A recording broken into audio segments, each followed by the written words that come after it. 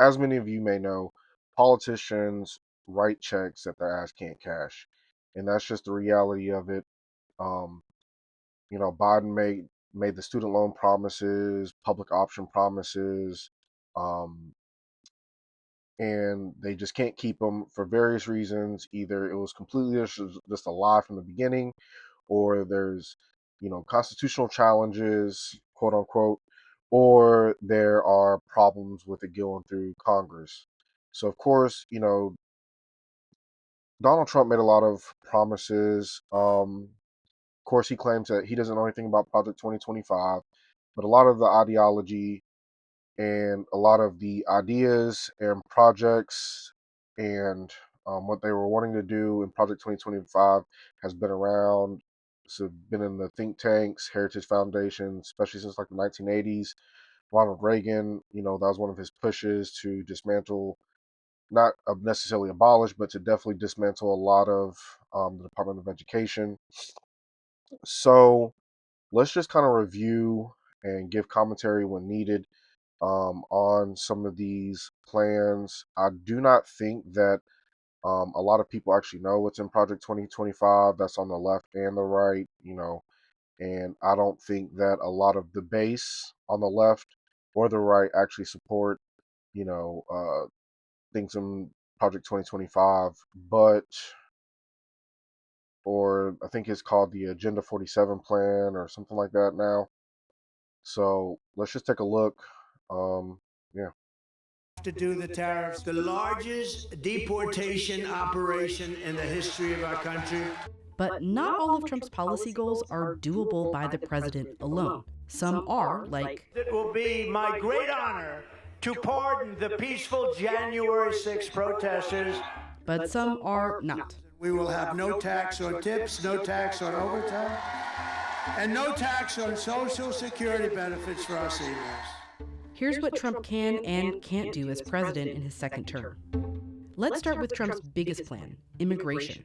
On day one of my administration, I will terminate every open border policy of the Biden administration, and we will begin the largest domestic deportation operation in American history. Any presidential administration can do a significant number of things with regards to how people are processed at the border. That doesn't mean that the president can unilaterally override current laws. And those laws require that the United States, when presented with certain claims by migrants at the border or inside the United States, they have to be heard in a certain way with a certain type of process.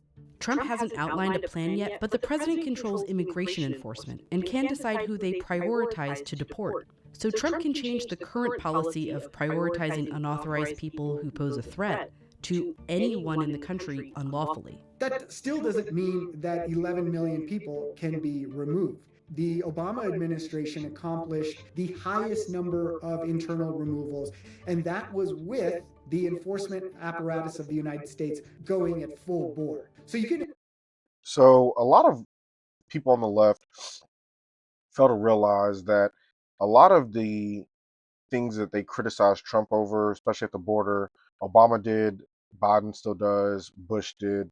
But the media, if you really pay attention, the media only brings it to light when Trump was in office, and I'm assuming it's going to be the same thing when Trump is in office now. You have these politicians at the border, AOC crying. Nobody really knew that children were in camps during, previous presidents.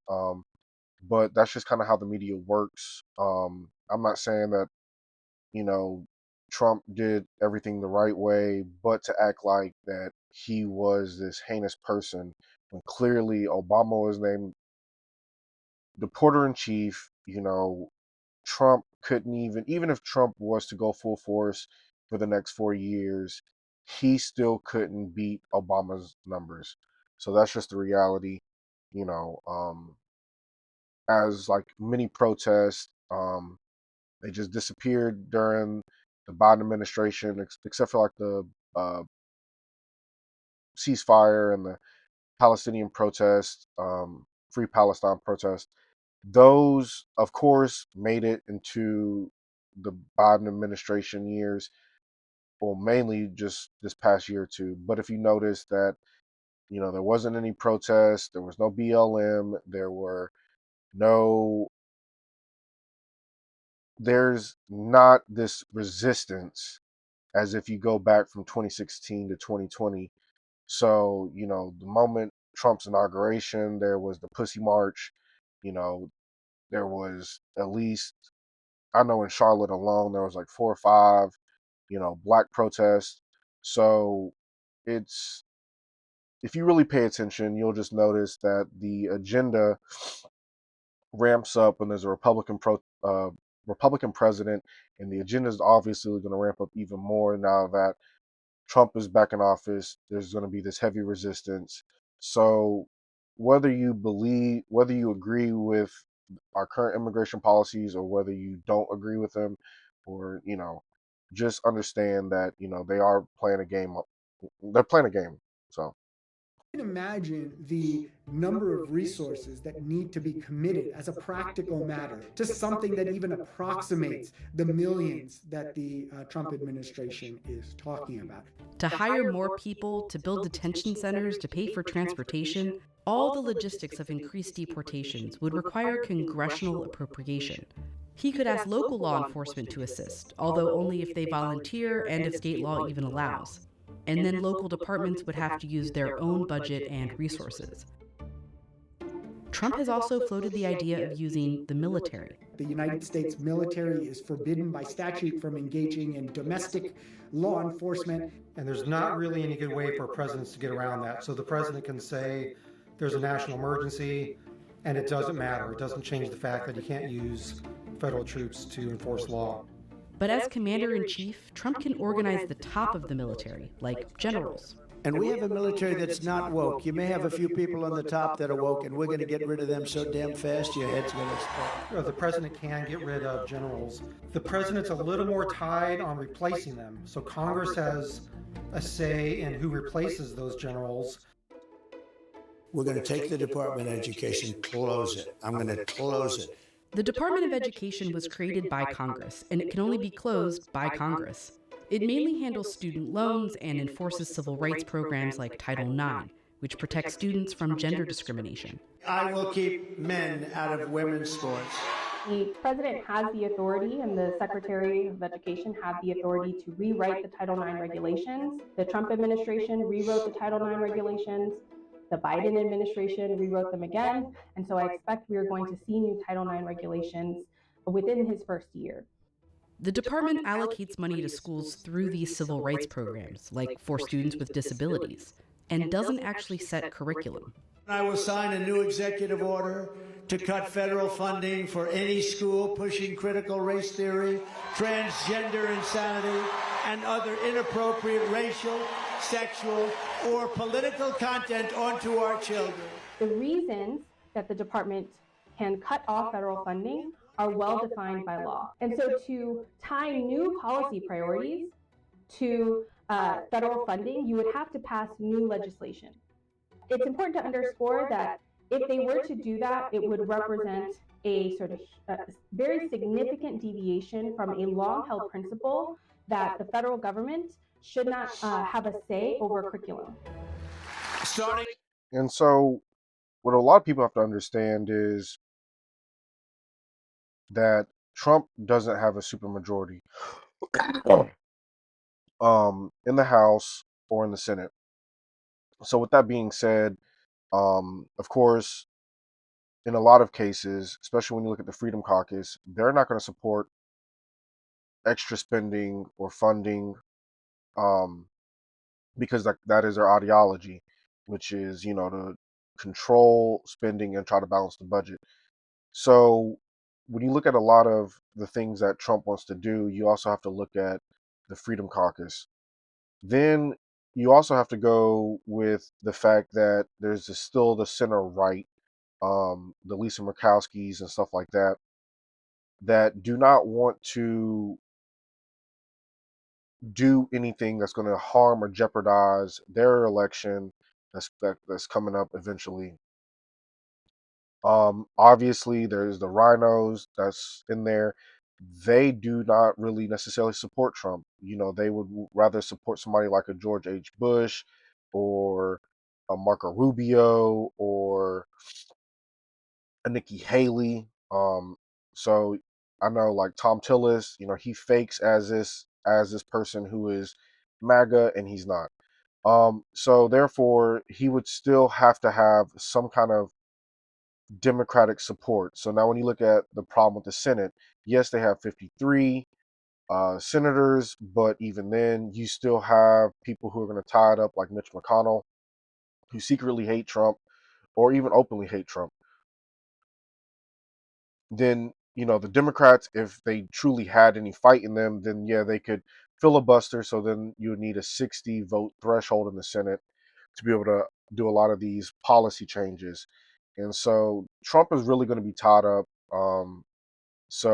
And he's going to have to try to get as much as he can done in the first 100 days or in the first year. Um, so I don't see a lot of this actually getting done, but that's just my personal opinion. You know, anything can happen. So On day one, I will approve new drilling, new pipelines, new refineries, new power plants, new reactors, and we will slash the red tape. All he can do is tell EPA to reconsider those rules, and then it will go through what's likely to be a multi-year process. For example, in his first term, Trump directed the EPA to revise or withdraw the Clean Power Plan. It wasn't repealed for more than 2 years. We will drill, baby, drill. And I'm going to cut your energy prices in half within 12 months. Trump does have the authority to direct departments like the Interior to allow for more drilling. But not only do those plans have to go through the same long process, it's a private industry that drills and sets the price of oil. And of course, even if he approves it, that doesn't mean industry is going to think it's, economically viable for them. So because oil isn't nationalized, obviously we can't. The federal government can't set prices. Of course, there's a OPEC cartel, oil conglomerates of different nations that have come together, usually in open or in open secret of what they're going to set the prices to be.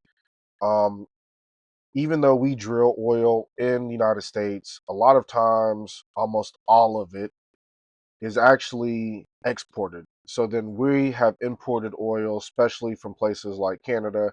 So, Canada can definitely really screw us over if they chose to buy with the whole tariffs. Trump wants to put tariffs on Canada. He wants to make them the 51st state. And so, Canada could definitely put tariffs on oil prices, and then boom, that's going to be directly to the consumer. Every time you go to the pump, every time a truck driver delivers it. Um, so there could just be a lot of issues kind of going on with that. Sorry, y'all.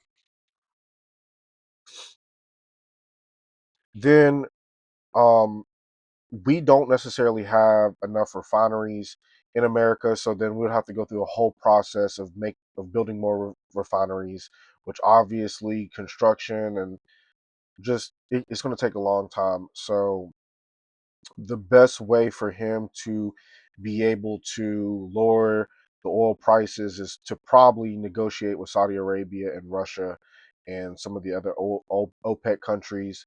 That's just being honest. If not, we could see inflation. I can make anybody do anything through the use of tariffs. And the president has the right to impose the tariffs. The Constitution gives the power of setting tariffs to Congress, but in the 70s, they gave power to the president to set tariffs for specific retaliatory or emergency reasons. It was never probably contemplated to be against an entire country, but it could be.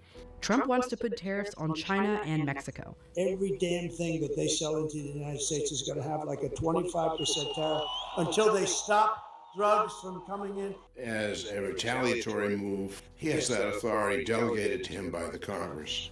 But this trade lawyer thinks some of Trump's broader proposals to put blanket tariffs on every import from every country. I'm going to impose a tariff on the outside world. A small 10% tariff on foreign made products will allow massive tax cuts for working families. Would see some legal challenges. If he doesn't explain it, he doesn't declare an emergency, he just says, well, I'd like to see tariffs today of 20% on all countries, all goods.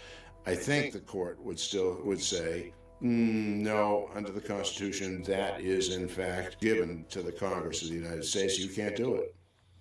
For most of Trump's objectives for a second term, there are limitations, checks and balances within the process or directly from Congress. But most experts believe he'll follow a similar playbook as his first term, implement the policy first and have the courts decide the legality of it later.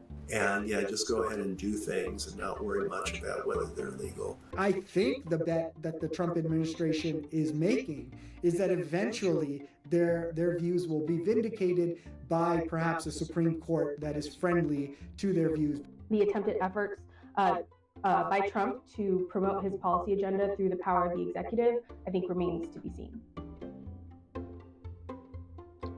All right, guys. So that is that. We'll probably review another similar one, but yeah.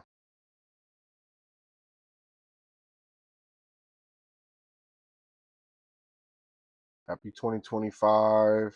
So y'all be safe out there. I'm gonna find some more. Try to keep up more of the news. Try to make more time to upload videos. So, yep. Peace.